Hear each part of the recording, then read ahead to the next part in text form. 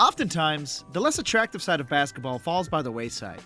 The idea of a player not being a flashy, pure hooper with the tween hezzy splash sometimes gets lost in translation, and we forget that sometimes the two-way play of basketball can be just as entertaining, if not more so, than the pure three-launching offenses we've come to expect in the game today. There's one rough-and-tumble Aussie, a mate who's been crowned the Great Barrier Thief, who I think we've all got to start paying a little more attention to, as he's leading the league in deflections by a landslide, while also having a massive lead as the league's steals leader. Daniels has emerged as one of the most versatile defenders in the entire league. Matchup difficulty is a stat that tracks how often a player is assigned the box-and-one matchup, being placed on the opposing team's best player more often than any other player in the league. And ding ding ding, Daniels leads the league in frequency and difficulty rating. In layman's terms, he guards the more difficult opponents more often than his defensive-minded peers.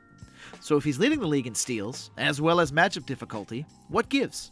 What makes this 6'8" with a 6'11" wingspan, near 200-pound Australian so good at picking the pocket of the NBA's best offensive supernovas?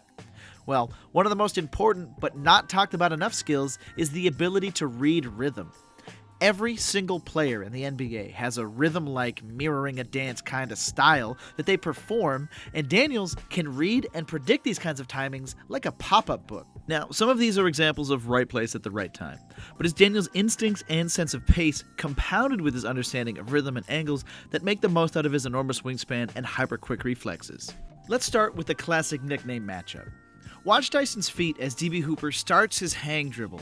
Chop, chop, slide, and the moment Banton exposes the rock with a little rhythm after his initial size up, Daniels pokes in at the ball's most vulnerable moment, and it's an easy two going the other way. This one's a little more advanced. Dyson tracks the initial pick and roll action from Cade, mirrors the roll from Paul Reed, removing that as a primary option from Cunningham, then closes off the passing lane from Beasley, ultimately leaving Cade with no options stuck in the air, and that's another steal. This is just pure criminal basketball deception from Daniels. He's being screened away from the ball by Brandon Miller. He sells that he's being taken out of the play, and the idea here is that Miller is supposed to pop out for the shot, but Daniels basically pulls the chair out from under him and springs in for the steal on the entry pass, making Charlotte look foolish. This possession is a mess for Washington, but Daniels' court mapping and little under-the-radar moves makes this one chocolate for the eyes.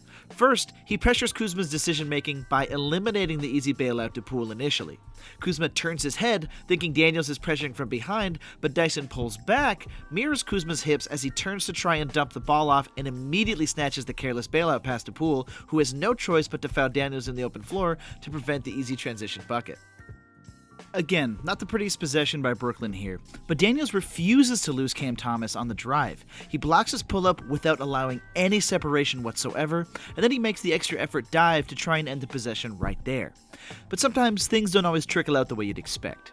The point is, Daniels is constantly making plays like this that absolutely suck the wind right from under the sails of the best offensive weapons in the league, disrupting their rhythm and throwing them off their game. This is another sneaky good one from his Pelican days.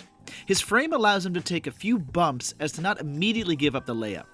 He then times the last little nudge from Brown. The moment he gathers the ball, Dyson leans in and pokes it against his leg, killing the post-up entirely, but more importantly, frustrates Jaylen Brown, as he thought this was a guaranteed bucket, but it ultimately led to a momentum-building play for the Pelicans as a whole.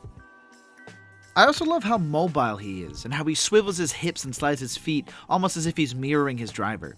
He uses his strides to make up for some lateral mobility deficiencies, and a 6'11" wingspan helps erase these kinds of drives when guards try to go through his chest. You can't risk any rhythm dribbles in his area of operations either. Watch as Sexton nearly loses the ball twice, tries to go through Daniels for the jumper, gets blocked, and Dyson gets back in the play for the second chance tip on Collins. Oh my poor sweet Toronto Raptors. How many times do we have to teach you this lesson?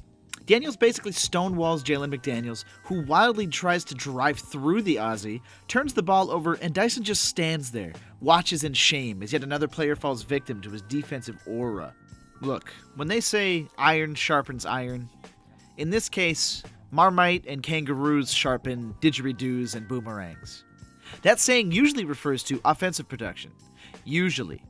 In this case, however, Dyson Daniels, aka the Great Barrier Thief, has been cutting his teeth against the best offensive players in the NBA, and he's been doing a damn fine job at it. This is his baptism by fire moment for the Hawks, as he's had very limited run with the Pelicans up to this point. And I'll say this on record, few players combine his IQ for off-ball disruption, the containment he has on ball, and the ability to squash momentum with a single play quite like the Thunder from Down Under. He's got the blend of every defensive inkling you'd want in a guy playing next to Trae Young. And whether or not you believe he's got Defensive Player of the Year potential, or maybe even a defensive first-team appearance, at the very least, he's a glove-like fit next to Trae Young and Jalen Johnson, and at only 21 years old, he's causing a paradigm shift. He's ushering the next great era of NBA nicknames.